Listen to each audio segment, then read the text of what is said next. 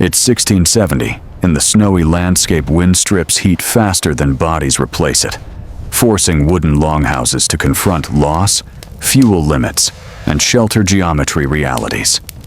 Therefore, heat loss defined survival, demanding structures minimizing exposed surface area against winter winds, radiative cooling, and sustained convective transfer during prolonged habitation cycles in inland regions.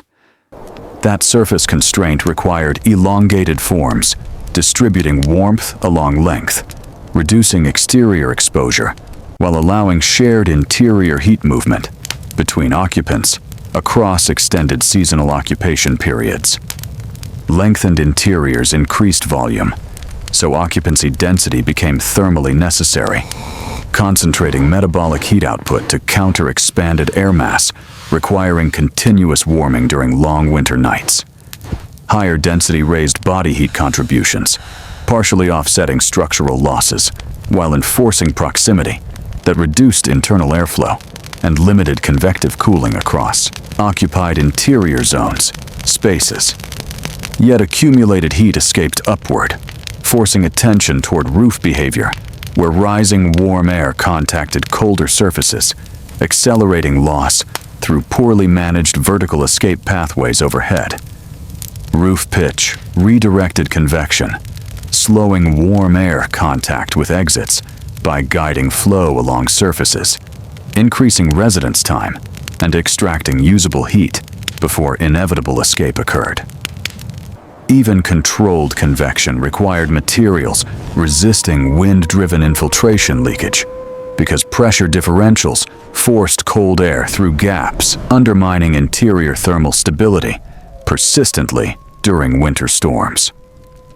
Local wood selection, balanced availability, strength, and seasonal moisture movement, ensuring structural reliability while limiting deformation that introduced leakage during repeated freeze-thaw cycles annually occurring. Moisture movement threatened gaps, so bark layers acted sealing membranes accommodating expansion while maintaining continuity against wind pressure and seasonal moisture intrusion forces throughout cold months. Those membranes limited drafts, but trapped smoke from interior fires, introducing trade-offs between heat retention and air quality, requiring further architectural response strategies over successive winters. Smoke accumulation forced high ceilings, increasing volume penalties again slightly, but allowing breathable air layers to separate vertically from occupied living zones within enclosed longhouse interiors. Larger volumes demanded more fuel, tying forests directly to habitation and linking architectural scale to surrounding ecological productivity and harvesting capacity limits across local landscapes regionally. Fuel dependence constrained settlement location, favoring managed woodland proximity nearby to minimize transport effort and ensure reliable winter energy supply availability for long-term survival needs. Proximity reduced transport losses, conserving labor energy during winter months. When calories expended, hauling fuel directly reduced overall survival margins within isolated seasonal settlement systems regionally. Conserved labor allowed thicker walls, increasing insulation through mass effects that slowed heat transfer and reduced rapid interior temperature fluctuations significantly during prolonged winter occupancy periods. Wall mass delayed heat flow, smoothing temperature swings overnight inside and allowing stored warmth to persist longer between necessary fire-tending intervals for household energy stability. Delayed cooling reduced nighttime fuel use, extending stored supplies longer and reducing exposure during dangerous outdoor collection trips amid severe weather conditions, common during deep winter.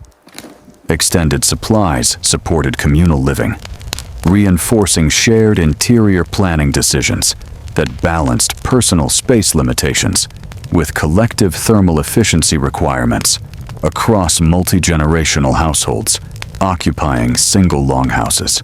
Shared, planning organized hearth placement, balancing heat distribution evenly throughout elongated interiors while preventing localized overheating or stagnant cold air pockets during extended winter occupancy cycles. Even distribution minimized cold zones, reducing localized condensation risks indoors that otherwise damaged materials and shortened structural service life expectancy under repeated seasonal moisture exposure cycles. Condensation threatened rot, making airflow control as vital structurally necessary as heat retention within tightly sealed wooden building envelopes exposed to long winter humidity gradients annually.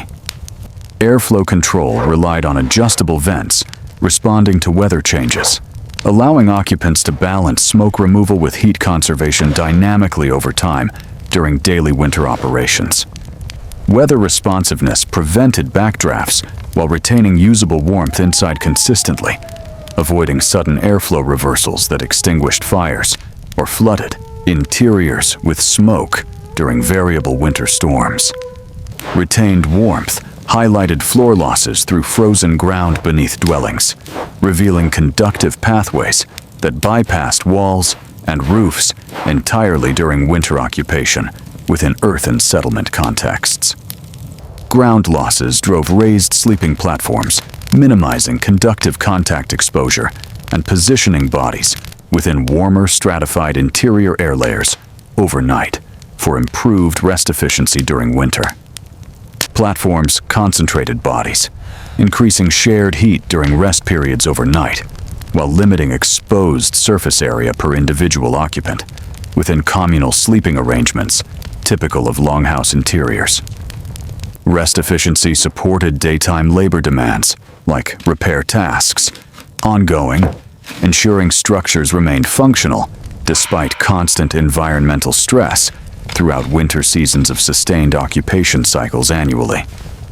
Ongoing repair addressed snow loads, stressing roof frames continually overhead, preventing progressive deformation that compromised interior volume and airflow control during heavy snowfall periods common regionally. Snow load management required flexible joints, preventing brittle failure modes, allowing structures to shift under weight without catastrophic breakage events during repeated seasonal accumulation cycles annually. Joint flexibility accepted movement, trading precision for longevity over seasons, characterized by heavy loads and extreme temperature variability across long winters and unpredictable thaw cycles regionally. Seasonal longevity reduced rebuild frequency, conserving communal resources and labor otherwise diverted from subsistence activities, critical for winter survival within remote settlements dependent on cooperation networks. Labor conservation preserved knowledge continuity across generations through repeated practice embedded within daily maintenance and construction routines shared among community members, learning skills experientially over time. Repeated practice refined proportions, optimizing heat to volume ratios consistently until design stabilized around reliable thermal performance limits, proven through generations of winter occupation experience regionally. Optimized ratios, limited expansion, constraining family size inside shared spaces, encouraging cooperation, shared labor, and efficient routines that maximized warmth, safety, and social cohesion across generations. Spatial constraints encouraged social coordination, reducing wasted motion indoors daily, shaping habits, schedules, and shared tasks that conserved energy, minimized friction, and improved resilience during winters. Reduced motion lowered door openings, cutting infiltration events during storms, preserving interior heat, maintaining pressure stability, and limiting moisture intrusion that degraded materials over seasonal cycles. Storm infiltration risks shaped doorway orientation away, winds prevailing winter, reducing pressure exposure, limiting drifting snow accumulation, and protecting interior thresholds from repeated freeze-thaw damage. Wind avoidance decreased pressure differentials, driving unwanted airflow through gaps, improving thermal retention, reducing drafts, stabilizing humidity, and protecting occupants from discomfort during prolonged cold periods. Gap reduction emphasized craftsmanship despite simple available tools and materials, rewarding careful fitting, patient shaping, and cumulative skill development passed between builders across successive generations locally. Material simplicity demanded repairable designs using replaceable elements throughout structure, enabling localized fixes, minimizing waste, extending service life, and supporting continuous occupation despite seasonal environmental stress. Replaceable elements allowed seasonal upgrades, responding conditions as needed arose, supporting insulation improvements, ventilation adjustments, and weatherproofing strategies that evolved through repeated, annual cycles of use. Condition response extended lifespan, stabilizing settlement patterns over time periods, enabling generational continuity, resource planning, social memory, and dependable infrastructure investment across challenging climatic cycles overall. Stable patterns supported trade networks exchanging surplus fuel resources regionally, balancing shortages, spreading risk, strengthening alliances, and improving survival odds across dispersed winter settlements each season. Regional exchange reduced risk from localized shortages during severe winters, smoothing consumption, stabilizing morale, enabling planning, and preventing cascading failures across interdependent communities over long periods. Winter security justified longhouse permanence despite construction effort involved initially, as reliable shelter reduced mortality, supported families, preserved skills, and stabilized communities through recurring seasonal hardship. Permanent structures accumulated cultural, knowledge-embedded architecture through form repetition, encoding best practices, climate lessons, social values, and construction wisdom into everyday built environments for survival. Architectural knowledge transmitted orally, ensuring adaptive consistency across settlements widely, allowing innovations to spread, mistakes to fade, and reliable methods to dominate harsh environmental contexts everywhere. Consistency reduced experimentation risk during unforgiving winters when failure killed, prioritizing proven solutions, minimizing uncertainty, preserving lives, and reinforcing trust in inherited construction practices over generations. Failure consequences maintained conservative designs, prioritizing reliability over novelty always, reinforcing incremental improvement, discouraging radical change, and ensuring dependable performance under extreme environmental pressure each season. Reliability closed the system, aligning structure, people, climate together inevitably, forming feedback loops that stabilized behavior, material choices, and seasonal rhythms across generations of habitation patterns. Seasonal occupancy cycles aligned habitation with regenerating resource availability annually, preventing overuse, supporting ecosystem recovery, and maintaining sustainable relationships between people and surrounding landscapes over time. Summer heat dried timbers, stabilizing moisture content before winter enclosure, reducing shrinkage, preventing warping, improving fit, and increasing long-term structural reliability under repeated seasonal stress. Dry conditions limited insects, preserving timber strength into colder seasons, reducing decay, maintaining load capacity, and preventing structural weakening over extended building lifespans across harsh climates.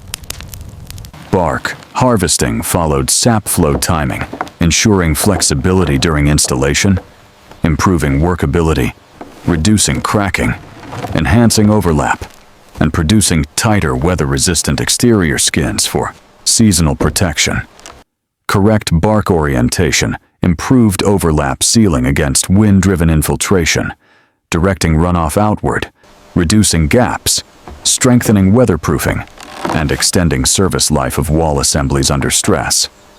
Overlapping seams disrupted straight airflow paths through wall assemblies effectively, forcing turbulence, reducing drafts, increasing thermal resistance, and limiting convective heat transfer indoors during severe weather.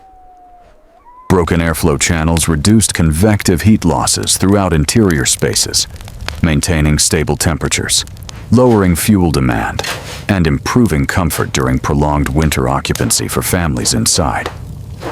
Small efficiency gains accumulated, determining survival margins during extreme winters, where slight improvements meant warmth, endurance, resilience, and continued habitation under hostile environmental conditions for communities. Standard firewood sizes produce predictable combustion rates and heat output, simplifying fuel planning, stabilizing fires, improving efficiency, and reducing uncertainty during long winter nights inside shelters.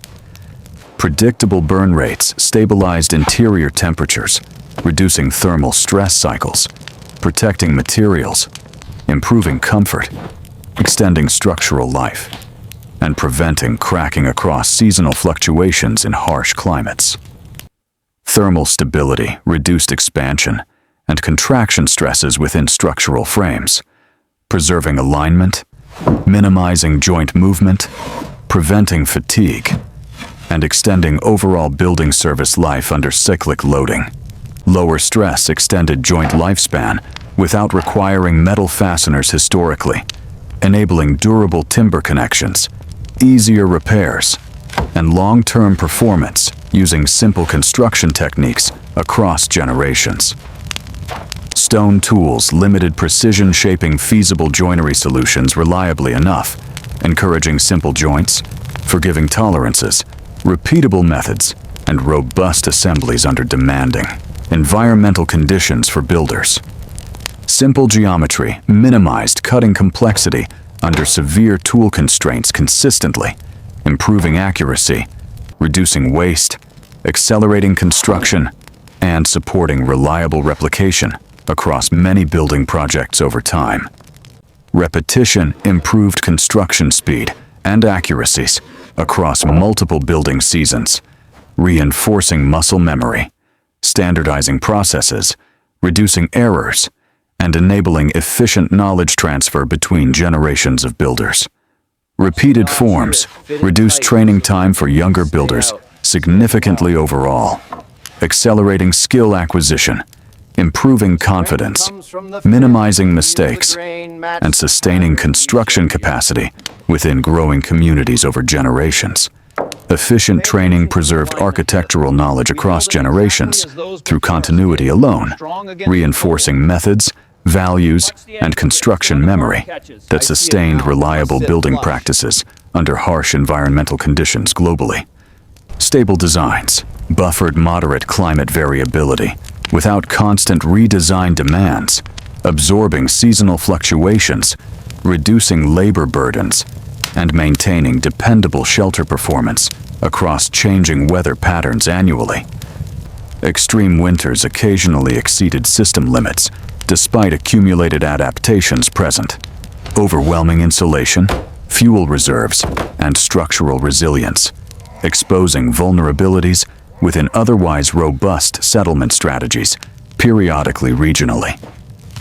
System exceedance forced temporary abandonment rather than immediate structural failure, preserving buildings, conserving resources, and allowing occupants to retreat until conditions normalized sufficiently for safe return. Intact structures allowed rapid reoccupation once environmental conditions improved sufficiently, reducing rebuilding labor, restoring shelter quickly, and enabling communities to resume stable winter habitation patterns promptly. Reoccupation required clearing debris and restoring hearth functionality quickly afterward, re-establishing heat sources, drying interiors, stabilizing conditions, and enabling safe occupancy during cold recovery phases indoors. Reused hearthstones retained heat, accelerating interior warming phases initially, releasing stored thermal energy, stabilizing temperatures, and shortening discomfort periods during early reoccupation cycles indoors significantly. Stone mass slowed initial warming despite providing later thermal stability, delaying comfort, increasing early fuel demands, but smoothing temperature swings over prolonged occupancy periods overall indoors. Initial warming lag increased risk during first occupied nights indoors, exposing occupants to cold stress, illness, and reduced sleep quality before thermal equilibrium was restored gradually. Risk encouraged close clustering, intensifying social regulation within interiors naturally, reinforcing cooperation, shared heat retention, coordinated routines, and behavioral norms during vulnerable early occupancy periods indoors. Reduced movement conserved internal heat, lowering overall energy loss rates, limiting convective mixing, stabilizing temperatures, conserving fuel, and improving comfort during extended cold weather stays indoors. Clothing systems complemented architecture, reducing thermal demands on structures themselves, distributing insulation across bodies, lowering heating loads, and improving resilience during extreme seasonal conditions indoors overall. Architecture and clothing formed layered defenses against persistent heat loss, combining structural barriers, personal insulation, and behavioral adaptation to maintain survivable interior thermal environments consistently indoors. Layered systems created redundancy, compensating partial failures effectively indoors seasonally, allowing continued function despite damaged components, material degradation, or temporary performance losses under stress conditions overall. Redundancy allowed survival despite localized damage or material degradation accumulating, preventing catastrophic collapse, enabling repair, and sustaining habitation through repeated environmental challenges over time for communities. Scalable longhouse forms accommodated population changes without full reconstruction cycles, enabling growth, contraction, and family shifts, while preserving thermal efficiency and structural continuity over time periods. Additional bays extended length, while preserving established thermal proportions consistently, maintaining airflow balance, heat retention, and construction logic across incremental expansions over successive building phases regionally. End walls were modified, maintaining airflow balance and heat retention, adjusting openings, sealing gaps, and preserving interior stability during structural extensions or seasonal modifications indoors overall.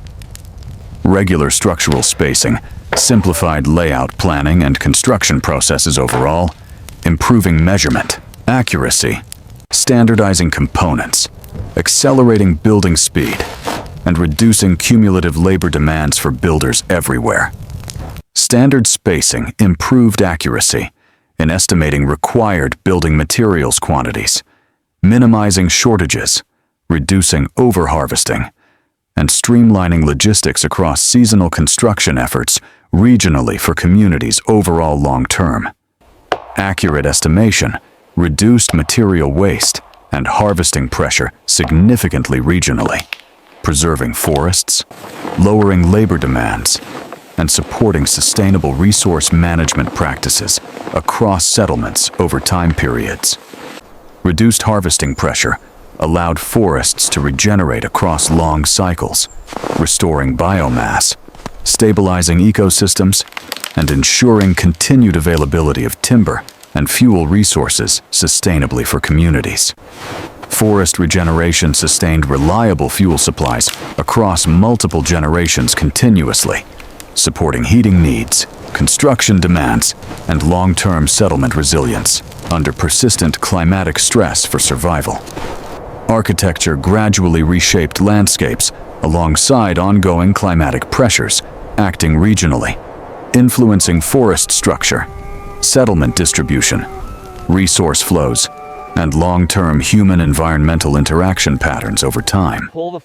Engineering knowledge remained embedded within tradition rather than formal documentation, preserved through practice, imitation, oral transmission, and repeated construction cycles across generations within communities widely overall. Designs evolved without written theory through repeated environmental feedback loops, where performance, failure, adaptation, and survival shaped architectural form incrementally over long periods of time globally. Unsuccessful designs disappeared, leaving effective forms repeated over time widely, reinforcing reliable solutions, narrowing variation, and optimizing structures through continuous selective pressures across harsh environments globally. Survival measured success rather than comfort or visual appearance alone, prioritizing durability, warmth, efficiency, and resilience over aesthetic experimentation. In extreme environments historically for communities everywhere, ornamentation remained minimal because survival labor demands dominated priorities constantly, directing energy toward fuel gathering, repairs, and maintenance instead of decorative architectural embellishment across harsh climates. Uniform appearance reflected convergent solutions under shared environmental constraints regionally, as similar climates produced similar forms, regardless of cultural distinctions or aesthetic preference across settlements widely. Regional variation occurred only within narrow functional performance limits imposed, constrained by climate, materials, and survival requirements, rather than stylistic experimentation alone across regions historically overall. Climate exerted stronger influence than cultural preference on longhouse forms, shaping proportions, materials, openings, and layouts through relentless environmental selection pressures over time for survival globally. Longhouses represented one adaptation within broader human environmental responses, historically, alongside mobility, clothing, technology, and social organization under climatic constraints across cultures and regions worldwide overall. The system persisted until environmental pressures shifted beyond tolerance thresholds, forcing transformation, migration, or abandonment as climatic conditions exceeded adaptive architectural capacity for human settlements globally.